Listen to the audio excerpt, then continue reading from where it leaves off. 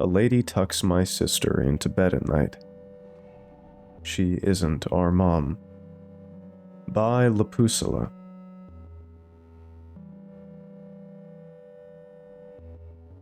It's been 4 months since the accident. Our parents were killed in a 3-car pileup just outside of town. I just turned 19. Technically an adult. Old enough to live on my own, sign leases, go broke buying groceries, but apparently not old enough to keep custody of my sister. Emily's only 9. She was in the car too, but somehow walked away with a broken wrist and a bruise on her cheek. I walked away with a funeral bill and a family court date. I tried. God, I tried.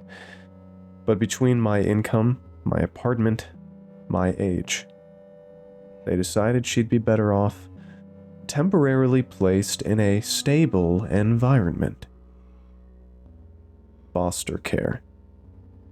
Now she lives in a 2-story house with a white picket fence and flower boxes.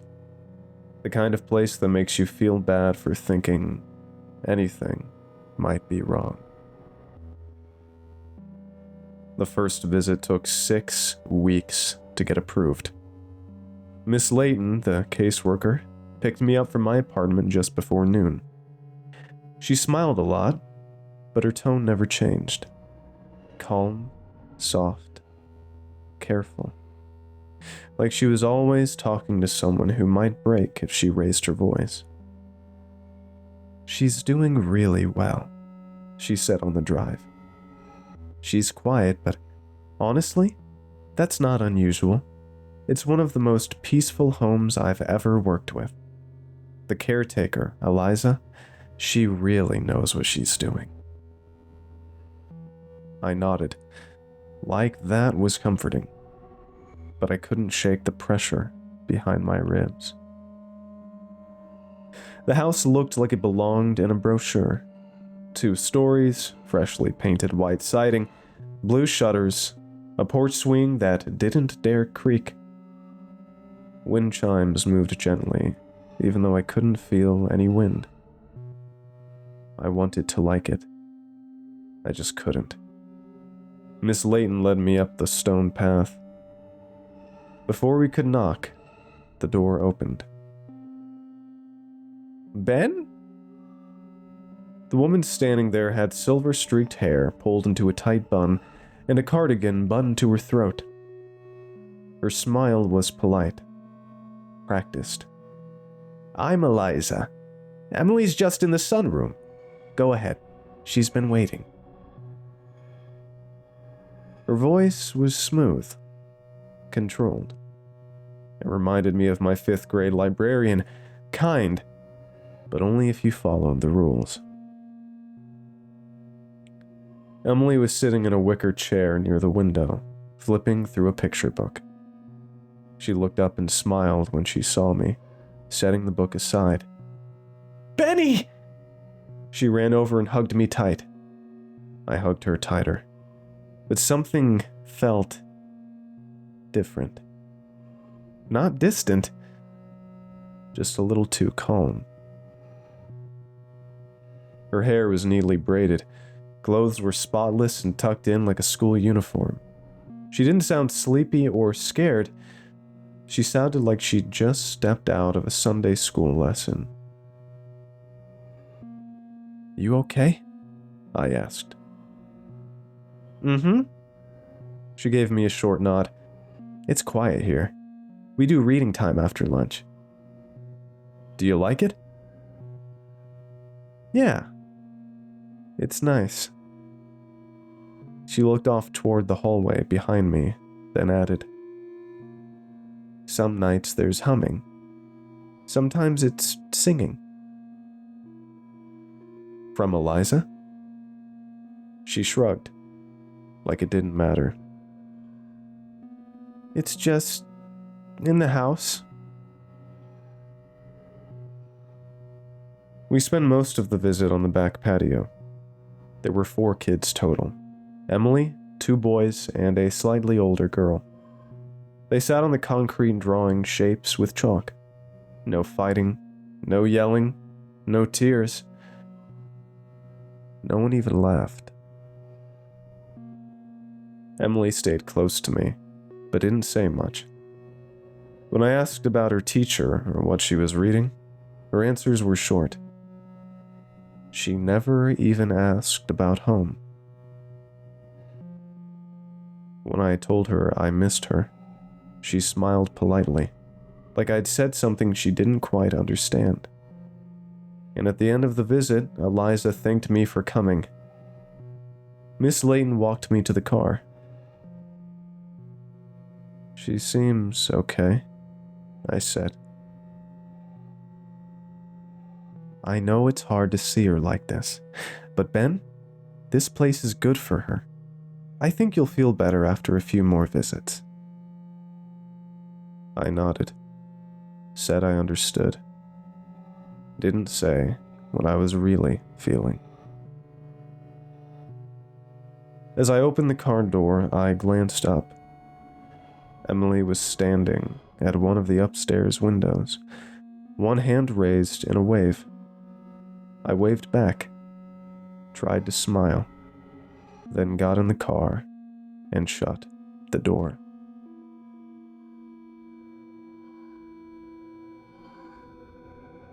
Part 2. It's been a week since I saw Emily. The house hasn't changed. Still white and spotless, still sitting too still on its lot. But Emily has changed. I don't mean physically, I mean something about the way she moves, like she's mimicking how she thinks a kid is supposed to act. Too smooth, too polite, too not her. Eliza greeted me at the door again. Same pale sweater, same quiet voice. "She's in the sitting room. We just finished our afternoon quiet time." Emily was at the same spot, same wicker chair, another book in her lap. She stood when she saw me, but slower this time. "Hi, Benny." "Hey, Em." She let me hug her again, but didn't hold on as long. Her smile was small, pleasant, but something behind her eyes felt far away. We sat in the backyard under a tree. "What have you been up to?" "Reading, drawing. Eliza says I'm really good at staying inside the lines." "That's good. You always liked coloring." She nodded, but didn't say anything back. "Do you guys still get to go to the park sometimes?" "No, we stay home now." "Oh, why?" "We just don't." Her voice was calm, almost rehearsed. The other kids came out to join us, each with a clipboard of paper and colored pencils. They didn't talk much. A few looked over at me, but none smiled. Not really. I watched as one of the boys, Daniel, I think, sat cross-legged on the patio and began to draw something. Something tall. Long dress, arms out. No face. I don't even think he looked at the page while he drew. His hands just moved. Emily caught me watching. "We all draw things sometimes. It helps," she said quietly. "Helps with what?"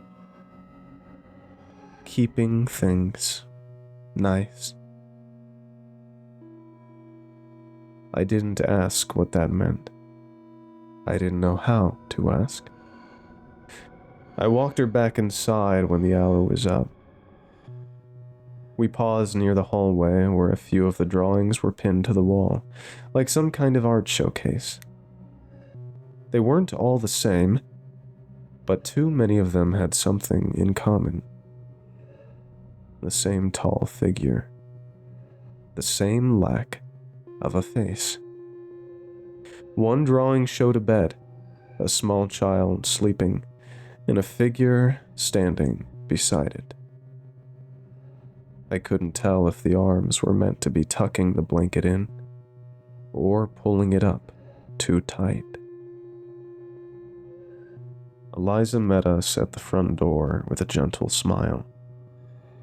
She's been sleeping so soundly. I just wanted you to know. It felt like a strange thing to say, but Emily smiled up at her like it was a compliment. I brushed it off and said goodbye, promised to visit next week, and stepped outside with Miss Layton. She's quieter, I said. She wasn't this quiet last time. She's adjusting, Miss Layton replied. This house is good for her. That kind of peace, it's rare, Ben. I nodded again, but my stomach didn't agree. As I walked to the car, I looked back once. Emily stood in the doorway beside Eliza, waving. She didn't look sad, just settled. Like a puzzle piece that had finally stopped trying to fit anywhere else. Part 3. I didn't plan on asking her, it just came out. Miss Layton had picked me up for our usual Saturday visit. Same route, same small talk. We were maybe 10 minutes into the drive when I asked, would it be possible for me to take Emily out next time? Just for lunch. Nothing big. She gave me a cautious look. You want to take her off-site? Yeah, to Lyndon's Diner. It used to be her favorite. There was a pause. Not hesitation, exactly. More like calculation. We both knew it was a stretch. But she didn't shoot it down right away. If I supervise, maybe. No more than an hour. She hasn't left the house in weeks. That's why I'm asking. She might resist. These routines are stabilizing for some kids. They can feel threatened by change. Even good change? Especially that kind. She turned her eyes back to the road. Her voice softened a little. We'll try. But be prepared, it might not go the way you want. The rest of the drive passed quiet. The kind of quiet that grows teeth the closer you get to a place you don't trust. When we pulled into the driveway, I noticed something immediately. The house looked exactly the same, still as perfect as ever. Fresh white paint, trimmed hedges, not a pebble out of place. But it felt like we were being watched before we even stepped out of the car. Miss Layton glanced at me. Ready? Yeah. We walked up the path. For the first time, the front door didn't open on its own. We had to knock. The sound echoed a little too long, like the house was hollow, or deeper than it should have been. After a few seconds, we heard Eliza's voice from inside. "Just a moment!" She opened the door with her usual too gentle smile.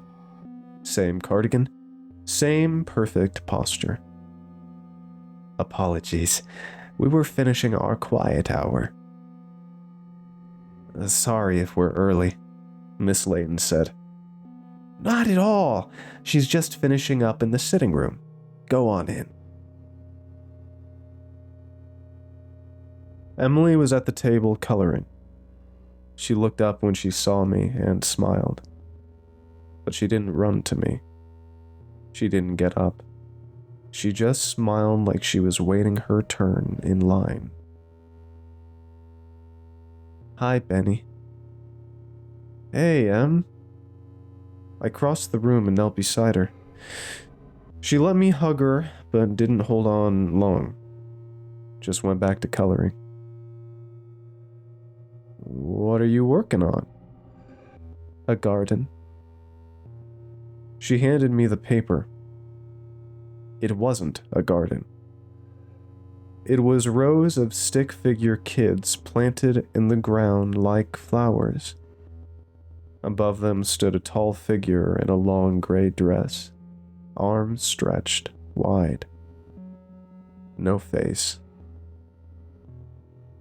I didn't say anything, just handed it back, carefully. "I was thinking," I said after a minute, "maybe next week we could go out, just for lunch, to Lyndon's. You remember?" She looked at me for a long time, then something cracked, just slightly. "Strawberry milkshakes," she whispered.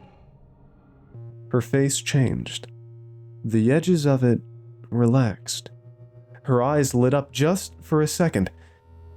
She looked like herself again. "Yeah," I said. "I figured you'd remember." She smiled. Small, real. She hadn't smiled like that since before the accident. I wanted to wrap her in that moment, protect it. But Eliza's voice slid in behind us. "She'll need preparation, of course. Going outside can be overwhelming." The smile on Emily's face faded. She didn't say anything else. We spent the rest of the visit outside. She drew a cat with 2 long legs and 3 eyes. When I asked why, she just said, "Sometimes things look different here." Eventually, Miss Layton tapped her watch. Time to go. I stood and walked her back to the door. "I'll see you next week," I said. "We'll get those milkshakes." Emily nodded, then turned away. But just before she rounded the corner of the hallway, she looked back and smiled. Small, soft, real. That smile stayed with me the whole drive home, like it had hooked into my chest and wouldn't let go.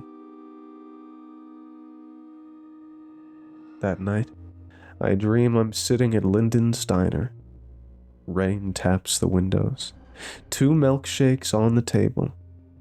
One for me, one for her. The bell over the door chimes.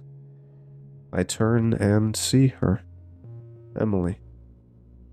Her hoodie is too big.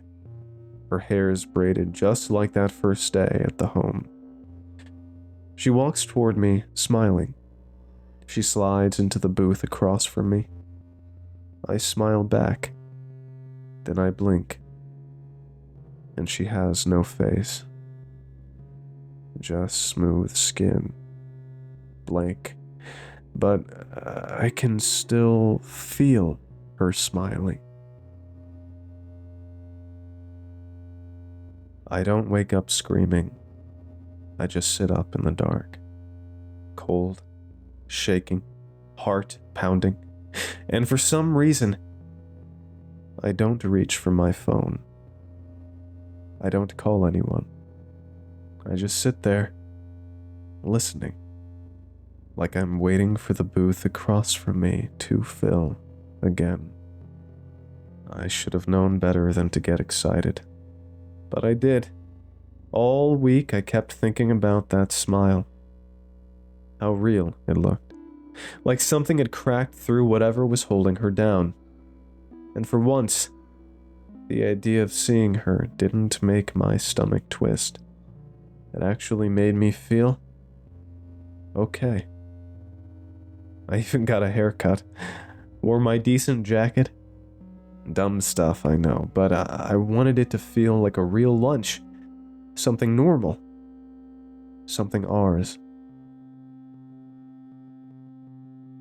Miss Layton pulled up 10 minutes early. She seemed lighter, too. "You ready?" she asked. "As ready as I can be." I'd already called ahead to the diner and asked them to hold our booth by the window. The same one we always sat at. She always ordered the same thing. Grilled cheese and a strawberry milkshake. I had this stupid hope. Maybe she still would. The house looked the same, but today, I barely noticed. For the first time, I wasn't dreading it. We walked up the path. The porch creaked a little. That was new. Still, no hesitation. I knocked, waited. A beat too long. Then the door opened. Eliza stood there in that same cardigan, hands folded. She smiled, but it looked thinner than usual. "You're early." "Just a bit," Miss Layton said. "Thought we'd give her a little extra time." "She's in the study. I'll get her." She didn't invite us in. We stood there. 1 minute. 2. Then we heard footsteps. Not fast, not eager. Emily stepped into view behind Eliza. She looked pale. Not sick, just smaller. Like something was pulling her in. "Hey, Em," I said. "Ready for milkshakes?" She didn't answer. Miss Layton smiled gently. "Remember what we talked about? Just a short trip, an hour tops." Emily looked at her, then at me, and then her whole body stiffened. "We can't." Her voice was barely above a whisper. "We can't go." I took a step forward. "It's okay, Em, it's just lunch. I'll be with you the whole time." "No," she said, louder now. "We can't leave." She doesn't want me to. Miss Layton crouched next to her. "Emily, who doesn't?" "The lady with no face." Her eyes were wide. Her lips trembled. "She says outside is dangerous. She says we stay safe here. We have to stay." She backed away from the door like we were hurting her. "She'll be mad if I go." Miss Layton stood. Her tone changed, slower, more clinical. "Maybe today's not the right time."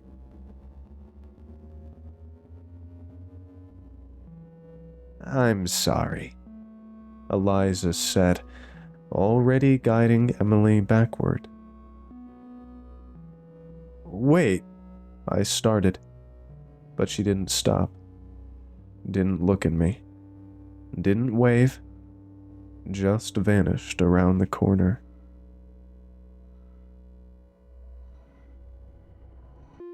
We walked back to the car without saying much. Miss Layton slid into the driver's seat and sat in silence for a moment. "That's new," she said finally. She's never had an episode like that before. She's scared. "Ben, you heard what she said!" "She's a child in grief. Children create things to explain fear." I looked back at the house. Everything in me was screaming that she wasn't creating anything. She was just repeating it. That night, I can't sleep. Every time I close my eyes, I see her face. Not Emily's, Eliza's, or Miss Layton's. The one that's not there. At some point, I must have drifted off anyway. I'm in a room I don't recognize. Not the foster home, not the diner, just a place made of shadows and soft humming. The walls pulse like lungs. The light is wrong. Too dim to see clearly, but too bright to hide. Emily's there, but far away. She's sitting on the floor in front of a mirror, brushing her hair in slow, even strokes. The humming is all around her, but it's not coming from her. It's coming from behind me. I turn. She's there. The woman. She doesn't walk forward, she glides. Arms long and low like strings unraveling behind her. No face, just smooth skin where features should be. But I can feel her watching me. Somehow, I know she isn't angry. Not yet. She stands between me and Emily. And then, without touching me, I'm no longer in the room. I'm watching from the other side of the mirror now. Emily keeps brushing her hair. She's smiling. She doesn't look toward me. She doesn't know I'm here. The woman moves behind her, slow and graceful. She bends forward, and even though there's no mouth, I feel the words pressed into me like pressure through glass. She is mine. Not a threat, not a warning. Just a statement of fact. Like gravity, like death. I wake up drenched in sweat. The window's open. I don't remember opening it. The curtains are still, but something in the room smells like lavender. I call Miss Layton the next morning. She picks up on the second ring. Ben? I want to try again. Another visit. Yes, soon. I know she got scared, but that wasn't her fault. We can talk her through it, ease her in. I can bring her something. A book, Ben, about that... I stop talking. Emily doesn't want to see you right now. She said that? Yes. She was very clear. I'm her brother. I know. I'm the only one she has. There was a pause. That might not be how she feels anymore. I hang up. That night, I found a drawing in my mailbox, folded in half. No envelope. Emily and the faceless woman. Crayon smiles. Long gray dress. They're standing in front of the foster home. Emily's holding her hand. There's no door drawn on the house behind them. The second drawing is taped to my bathroom mirror. Emily sits on the floor, smiling. Through the window, there's a figure in the rain, just standing there. The last one is inside my fridge, folded between two old juice bottles. It's just a single figure, curled up on the floor. X's over the eyes. In the corner, written in shaky block letters, Benny.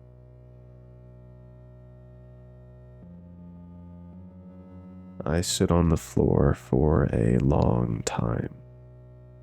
The apartment smells like lavender. I've never owned anything lavender. At 2:43 a.m., I grab my keys and I leave.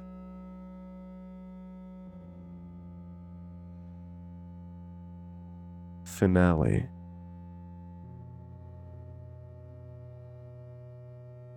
I park a block away, hop the fence, and break in through the laundry room window. My hands are scraped. My heart's pounding, but I'm inside. The house smells stronger than I remember. Lavender, heavy and wet like rotting flowers. I take 2 steps down the hall and freeze.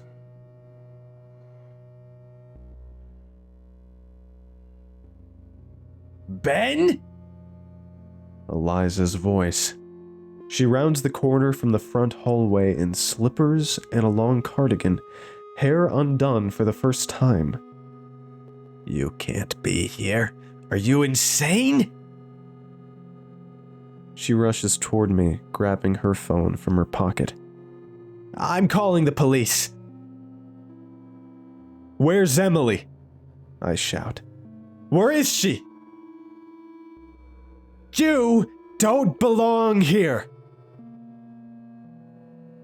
Then something moves behind her. Not loud, not fast, just present. The faceless woman steps out of the darkness like she's been there the whole time. She reaches forward, and in one clean, unnatural movement, she snaps Eliza's neck sideways with a sound like a dry branch. Eliza crumbles. I don't move. I don't breathe. The woman turns to me. Where a mouth should be, she lifts one finger. Shh. She starts gliding toward me, arms long, almost dragging, as if they're unfolding with every step. Then, from the top of the stairs, "Wait!" The voice is small, familiar. We both look up. Emily stands there barefoot, in pajamas, hugging her elbows. Her eyes are red. "Please, don't hurt him. Just let him go. I'm all yours." The woman pauses, tilts her head, almost intrigued, then slowly nods. Emily makes her way down the stairs. "Just let me say goodbye." She walks to me, arms trembling. She's smaller than I remember. "Emily," I say, choking. "Come with me, please. We'll leave. I'll keep you safe. I swear." She smiles through the tears. "This is the only way." "What are you talking about?"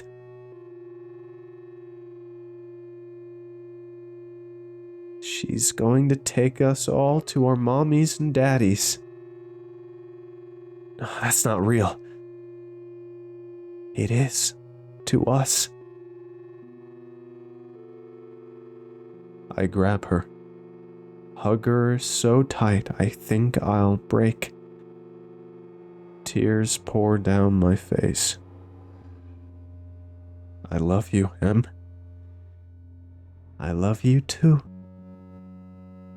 She lets go, walks back to the faceless woman, and takes her hand. Together they climb the stairs. At the top, the other kids are waiting, all of them watching. Not scared, just ready. Emily turns. "Goodbye, Benny." Then, in one sudden move, they're gone. Not walking, not gliding. Gone. Swallowed by darkness. I stand in the silence for a long time. Then I run. The cops show up around 7 a.m. Neighbors called in the break-in. Someone found Eliza's body. They question me, ask where the kids are and if I know what happened to Eliza. "I don't know," I tell them. "I've been here all night." I don't think they believe me. I don't expect this to be over. When I go to lay down that night, something crinkles under my pillow. It's a drawing. Crayon. Emily's handwriting in the corner. It's her, Mom, and Dad, all holding hands, smiling. If you're reading this, if somehow you see it, Em, I miss you more than I know how to say.